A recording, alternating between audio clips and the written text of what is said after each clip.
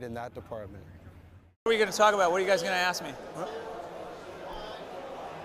All righty, welcome back to the Del Mar Fairgrounds, that is. That's the scene of the boardroom of the International Surfboard Show. My name's Todd Kline, alongside me Jeff Baldwin, and just before we jump into our next guest, you can see there that's a live camera view of the shaping bay, and 6 shapers vowing for the crown and the icons of foam, honoring MR, Mark Richards, our 4-time world champion, one of the best shapers in the world, just a legend of our sport. And there's so many other things taking place here at the boardroom. There's basically the latest and greatest in surfboard shapes, accessories, and the list goes on and on. It's truly a family affair as we look on the screen there.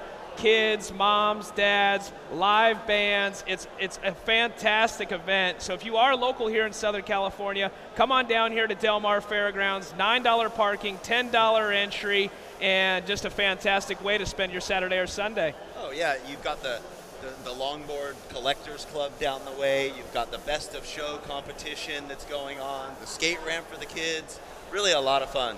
Yeah, no, it's cool. Something great that Scott Bass has put on, and it's a great platform for the vendors here to showcase the latest and greatest in their products. Speaking of which, Tyler Callaway, our next guest from FCS. How are you doing today, Tyler? Good, Todd. How are you? Great. And the show, how's it going so far for you? Great. It's been a busy show. There's a lot of people here that love surfboards, you know, and that's why we're here. We love surfing. We love surfboards. We love the performance aspect of it. Well, it's the nucleus of surfing, you know. There's the athlete, there's the board, and everything else is, comes after the fact. So it's great. Tell us a little bit about FCS. Obviously, Baldy and I know a lot, but there's people all over the world right now tuning in for the first time, maybe seeing FCS for the first time. Tell us what FCS is. Well, FCS stands for Fin Control Systems, and that's basically the art of attaching your fin to your surfboard and being able to remove it, which 15 years ago, when I started the branch of the business here in the States, was fairly revolutionary. Now it's become, there's a number of different ways to do it. And I want to take my fins off. Why? Well, changing your fins is a little bit like changing tires on a race car. So you can match, your board is glassed. You can't change the hull, you can't change how the hull of your board is going to perform. But by changing the fins, you can change how your board will perform for the conditions that you're going to be surfing. That's at the heart of it. And you can save quite a bit of money when you're traveling, right, Baldy? That's right. And how many, the growth in fin templates and fin technology with all the different types of craft, it must just be great for FCS as a brand. There's opportunity for all style. Well, there's so many different board designs out there, and being able to change the fins allows you to experiment with different foils, templates, flex patterns that all affect how the board performs. So being able to do that for different board designs really allows you to tune that design into how you want to surf. So you could take, for the guy that's not fortunate enough to have a quiver of boards, he might be going down to Latin America on a surf trip. The average day is 3 feet, great for his board. It jumps to 6 feet, doesn't have a step-up board. He can go with bigger fins. Bigger fins will help quite a bit. It won't help you paddle into the wave any faster, but it will help you hold in when you're going twice as fast and the wave's twice as big. Well, knowing time is limited here. Let's dive into FCS a little bit deeper. What's the latest and greatest coming out of FCS? Well, there's a couple of new developments here. This is what we call our X2 plug, and it's the same shape as the original FCS plugs. They're tied through to the deck. You can see these dark circles here. So there's an I-beam of resin and fiberglass that holds these plugs in, so there's no structure in the foam of the surfboard itself. It's basically air. So by tying it to the deck, you're tying to the structural part of the board, and that's how those plugs stay in. One of the things that we've done is we've added our logo to these plugs because there was a number of unscrupulous people out there in the world and in different countries that were making a counterfeit plug that looked like ours. The materials were inferior, the design was inferior, the molding was inferior, and sometimes the plugs would fail. People would not know that it wasn't an original FCS plug. So now we've added our logo to these X2 plugs, and also to, this is our newer system, the Fusion plug. This is an older one. It doesn't have the logo. The new Fusions all have the logo as well. So if you're buying a new board, look for the FCS logo on your fin system to make sure you've got genuine FCS plugs. Now, here in the US, there's not a lot of issues. There's mostly reputable board builders, but especially with some boards coming from overseas and you know, places, you want to be careful. You want to look, make sure you're getting the genuine article. Quality control. And you know, So that's a bit of insight on the revolution of the cups and how they've come along. How about templates? Anything new there, or makeup as far as the foam core goes? Well, these are ultra light. You can see the honeycomb pattern in here. Fins are basically made out in a sort of a sandwich mold, and resin's injected through this foam core where you see the pattern here, and the resin flows through that core and it holds the sheets of glass on either side. It holds the fin together. So that's called RTM, or resin transfer molding, and that's how these super light fins are made. Everybody goes to great lengths to get their boards very light, and you don't want to put a heavy set of fins on an ultralight board. So we're making the fins as light as we can make them. And we just watched the latest, you know, 2 ASP events. We saw the Hurley Pro at Lowers. We also saw the Quickie Pro in France. And it really gives the viewers at home insight on what the guys are riding. And we noticed, you know, really in that semifinal at the Quickie Pro, both Joel Parkinson and Kelly Slater riding 4-fins. Are you seeing an influx in sales as far as 4-fins go? A lot of the boards being made up with, you know, the option to run 5 fins if they want to. What are you selling the most of right now, I guess, is what I'm trying to get at. We are selling a lot of quads, a lot of 4-fin boards.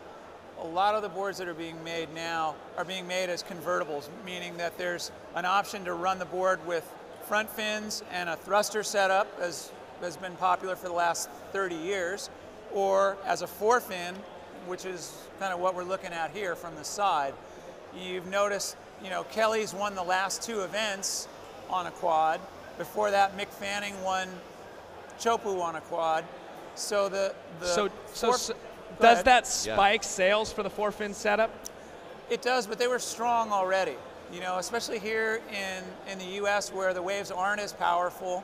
There's a lot of boards out there. People have discovered that a 4-fin will go faster. It'll be looser off the top. It'll perform better in waves that aren't as steep than a thruster. A thruster is really good for sort of square turns. You have to turn a thruster about a 90 to 100 degree arc to get it to squirt. A quad will squirt. You can sort of do a 30, 40 degree arc off the bottom, basically swoop off the bottom, get up high. And because you have 2 fins on the inside rail, you got more hold. You're able to get more speed. There's not a center fin, which is a little bit like an e-brake on a car, dragging. And that can be a good thing when you want to pivot your board and do a snap under the lip. A thruster works really well for that. If you have a not so steep wave that you want to get speed out of, a quad's good for that. If you have a hollow barreling wave where you're basically hanging by your rail and your fins and you want to drive through the barrel and go as fast as you can, a quad's good for that. That's what we were seeing in Hasagor last week. That's what we were seeing in Chopu a month ago.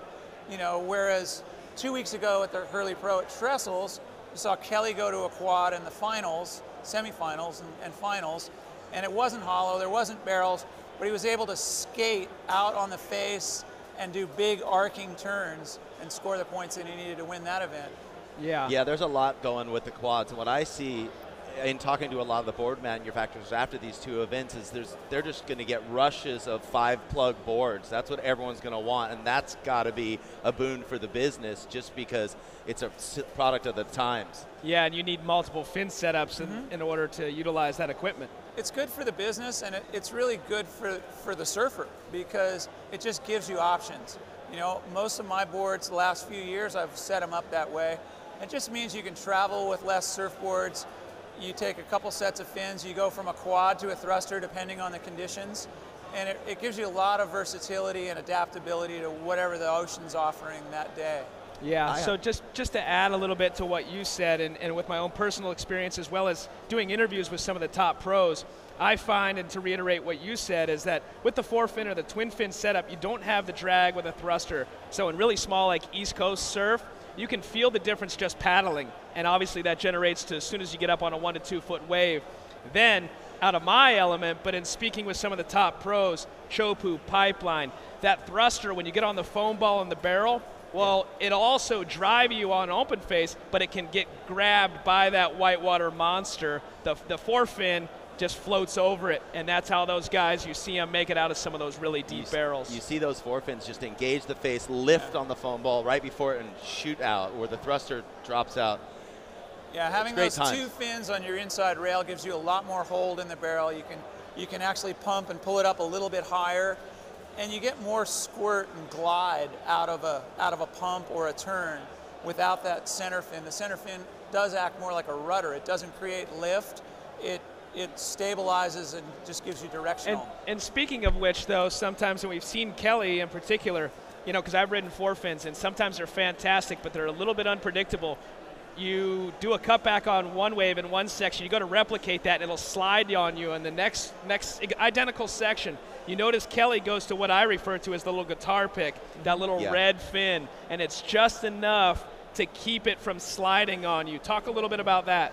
Well, that's called a nubster, and that's just a little stabilizer that goes in the middle. It's a small little fin, you know, 1.5 inches high, you know, 2.5, 3 inches long, and it just gives you a little bit more stability, and it really works well on a quad with a wide tail that feels a little bit loose and slidey. It just gives you that little bit more stability to push a little harder and drive a little more off your tail. So you do a lot of R&D and you have this amazing team, but how much feedback are they giving you? Are you working with them day in and day out, or is it Richie Lovett? I mean, you've got Mick Fanning, Julian Wilson, the Jeremy Flores, Kelly Slater for years. It goes in stretches. You know, you work with a guy, you focus on a few different things, one fin or one design, 4 fins, 3 fins, whatever it is.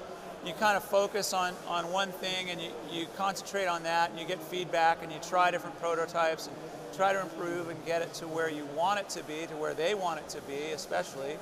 And then you kind of go away, let that set in, let them test, and then they come back a lot of times with, you know, hey, I'm thinking about this, or this isn't working as well as I'd like. What can we do to make it looser, or to make it go, you know, straight up off the lip a little easier, or pivot around the top, whatever it is. So some good insight from the riders, definitely. Yeah.